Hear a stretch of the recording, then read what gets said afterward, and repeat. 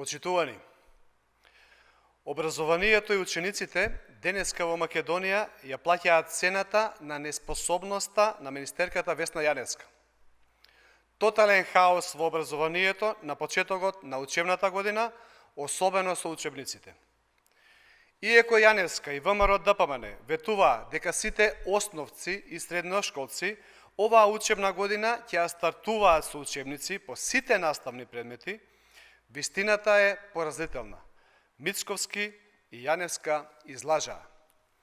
Недостасуваат многу учебници или учениците воопшто ги немаат по голем број предмети, а и тие што ги има се искинати, распарталени или половични. Состојбата во училиштата со учебниците, освен од прво до трето оделение, е во тотален хаос. За четврто и пето оделение речи се и да нема учебници. Учебници во седмо оделение нема по хемија, физика, математика и странските јазици. Нема учебници за сите по математика за осмо оделение. Во голем дел на училиштата се поделени само дел, некои деца добија, некои не и мораат да ги делат. Учебник по историја за осмо оделение исто така нема, па на Вибер е споделен електронски учебник за да си го принтаат родителите.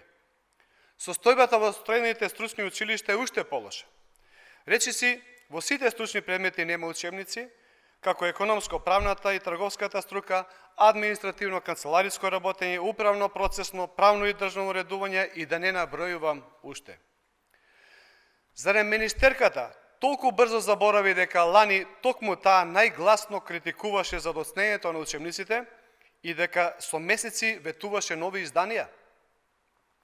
Понатаму Јаневска го представи и новиот електронски дневник како унапреден, а во реалноста пораз, системот е блокиран и нефункционален. Наставниците се уште не можат да работат и да внесуваат податоци. Поголем дел од наставниците се уште немаат пристап, а учебната година веќе започна. Стариот електронски дневник е затворен, а никој не знае каде завршиле податоците на учениците. Се зборува за вештачка интелигенција, а не може да се обезбеди ниту најобичен електронски дневник. Ова е доказ за целосна неспособност, а не за напредок. Во исто време, наставниците во повеќе региони седат дома без плата, а учениците без наставници и без реализирани часови. Тоа е директен удар и врз наставниците и врз учениците. Ова не е унапредување. Ова е деградација на образованието и понижување на наставничката професија. Доста е лаги и слики и празни зборови и експерименти врз грбот на нашите деца. Весна Јаневска мора да се замине, затоа што образованието не смее да биде заложник на нејзиниот популизам и неспособност. Ви благодарам.